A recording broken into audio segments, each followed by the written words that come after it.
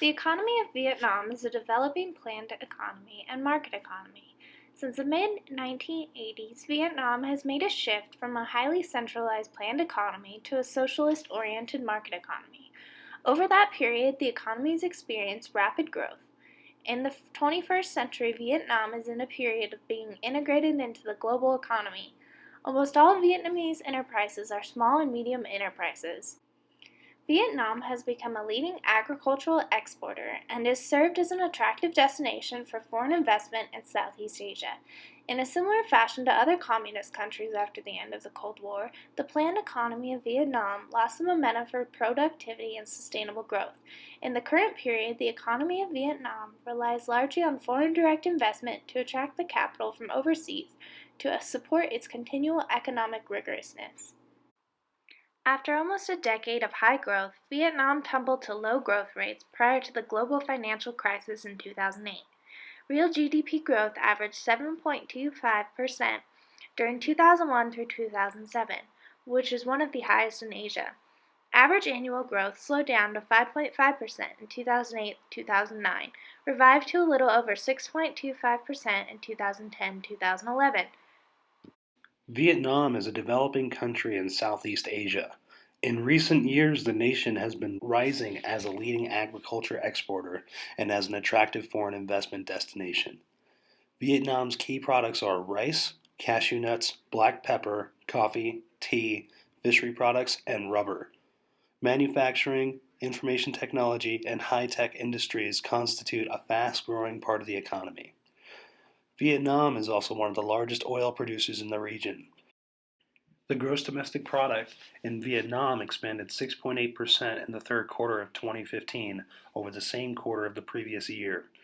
GDP growth rate in Vietnam averaged 6.15% from 2000 until 2015, reaching an all-time high of 8.46% in the fourth quarter of 2007 and a record low of 3.14% in the first quarter of 2009.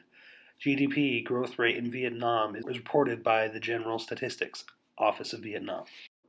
Now we're going to look at some important performance numbers. Exports rose 9.6% in the 9 months through September, from a year earlier to $120.7 billion, with 71% coming from foreign companies.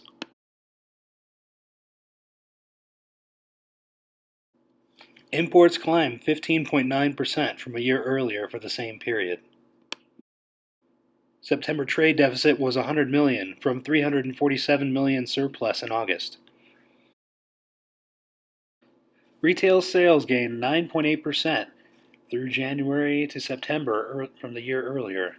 Industrial production jumped 10.1% in the same period from the year earlier.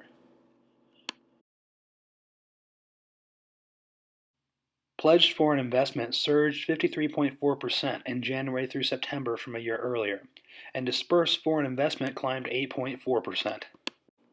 Modern-day application. According to a news article that was posted on The Economist on the 21st of November, cans of baby milk powder are piled high at a shop in downtown Hanoi. The shelves hold more than 20 distinct products, domestic and imported, and prices range from about $13 to $22 per kilogram. The highest prices used to be higher, but since the Finance Ministry introduced a price stabilization law, resellers of milk powder, mostly foreign, have had to shave prices by up to a third.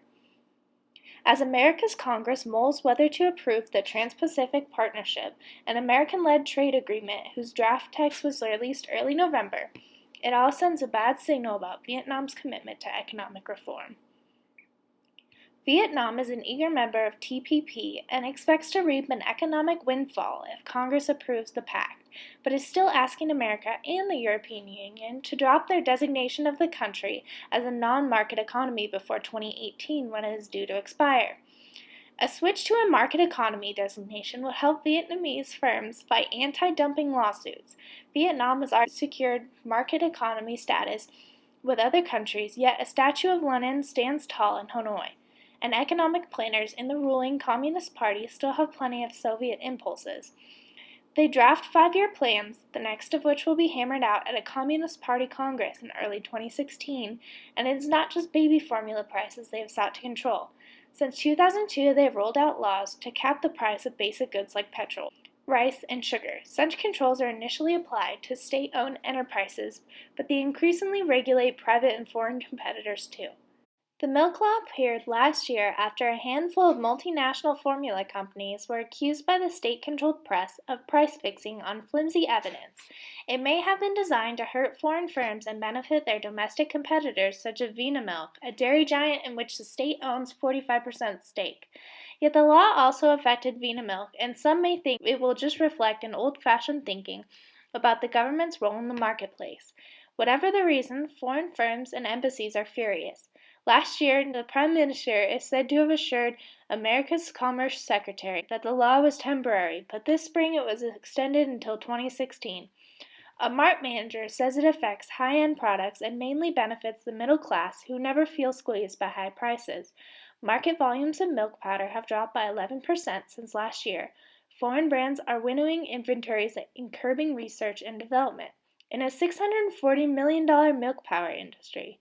In a recent survey by the Viet Nam Chamber of Commerce and Industry, 42% of Vietnamese officials, down from 68% in 2011, saw price stabilization mechanisms for milk, rice, and other products. The American Chamber of Commerce in Hanoi says that the milk law is non-market intervention that contradicts TPP's core principles.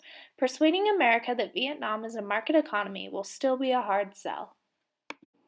Vietnam is forecast to post the strongest economic growth this year of 6 major Southeast Asian countries tracked by the Asian Development Bank in a recent report. The country's growth is expected to accelerate through the second half, underpinned by rising private consumption, export-oriented manufacturing, and FDI. Inflation dwindled to zero this month for the first time ever. Low prices have spurred retail sales, but may pose a risk if sustained. It'll become a challenge for economic expansion later if inflation continues to stay at this slow pace.